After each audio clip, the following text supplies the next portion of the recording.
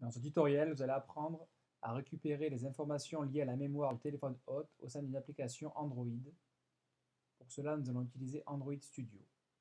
Dans un premier temps, nous allons définir l'interface utilisateur de notre application. Elle sera relativement simple, avec un simple composant TextView permettant d'afficher les informations liées à la mémoire disponible sur le téléphone hôte où s'exécutera notre application.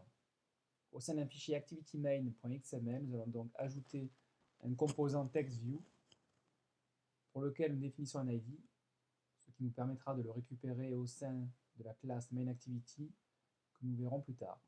Nous allons centrer ce composant au sein du relative layout parent.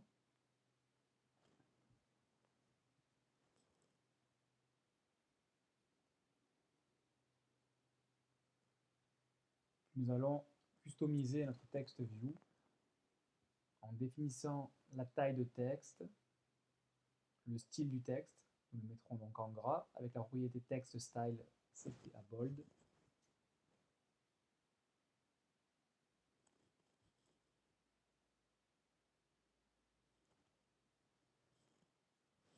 Nous allons prévisualiser le résultat de l'interface utilisateur dans la partie design. Nous pouvons encore changer la taille du texte et comme vous le voyez, cela est répercuté immédiatement. Maintenant, nous allons écrire le code Java de notre application au sein de la classe MainActivity.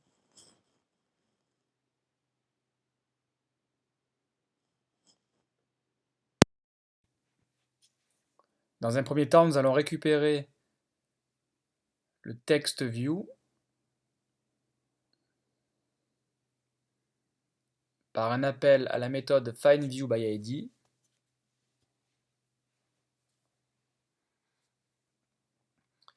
Et nous allons ensuite appeler la méthode setText du TextView récupéré précédemment pour afficher à l'écran les informations relatives à la mémoire. Pour cela, nous appelons une méthode getMemoryInfo que nous devons créer par la suite.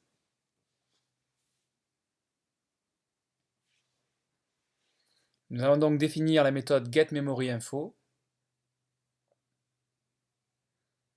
qui retournera une chaîne de caractères au sein de laquelle auront été formatées les informations liées à la mémoire disponible sur l'appareil hôte.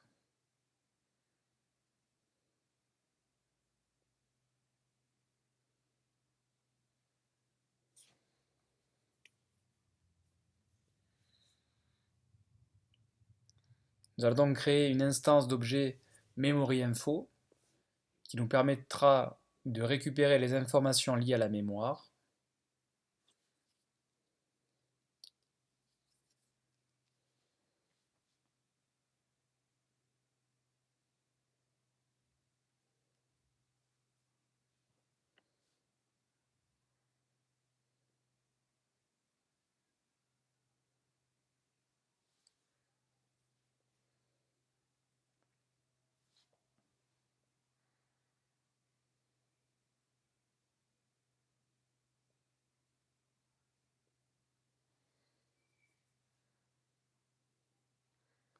Nous allons ensuite récupérer l'Activity Manager via un appel à la méthode getSystemService avec en paramètre la constante ActivityService.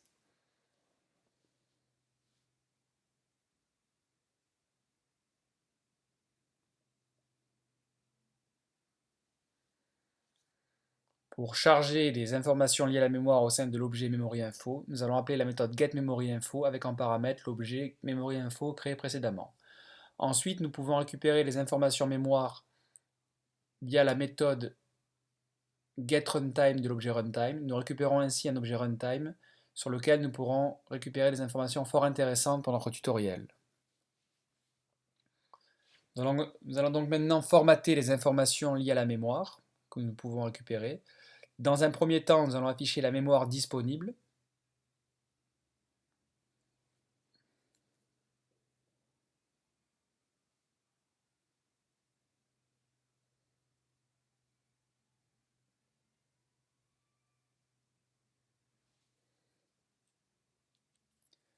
Cette information est contenue au sein de la propriété Available Memory de l'objet MemoryInfo. Ensuite, nous allons afficher la mémoire totale disponible sur l'appareil hôte via la propriété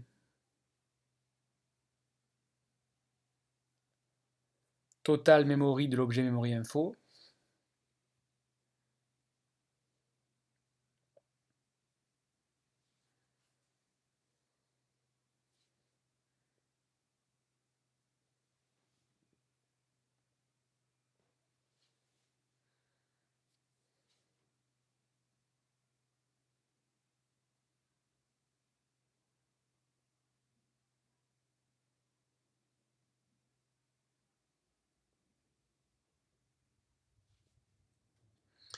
Enfin, nous pouvons afficher la mémoire maximum disponible au runtime en appelant la méthode maxMemory de l'objet runtime récupéré précédemment.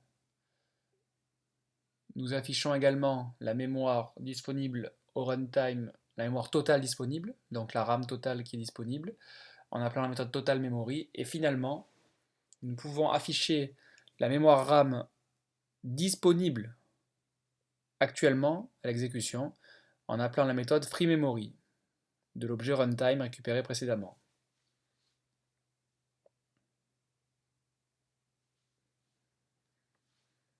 Il nous reste donc à mettre en forme en appelant la méthode toString de l'objet builder. Nous pouvons donc maintenant lancer notre application sur un émulateur. Nous devons donc attendre durant le build de Gradle, ça peut prendre quelques instants. On voit l'émulateur à l'écran et toujours le build de Gradle en cours. L'activité principale de notre application va bientôt se lancer.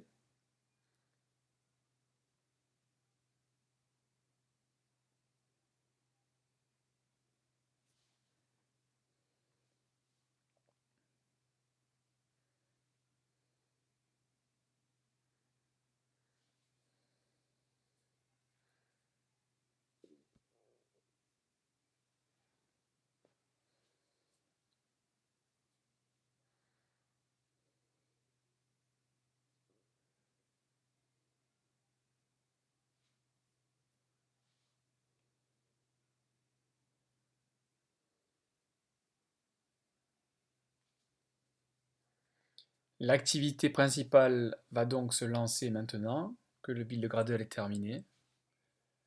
Nous devrions voir à l'écran les informations liées à la mémoire de l'émulateur Android en cours d'exécution.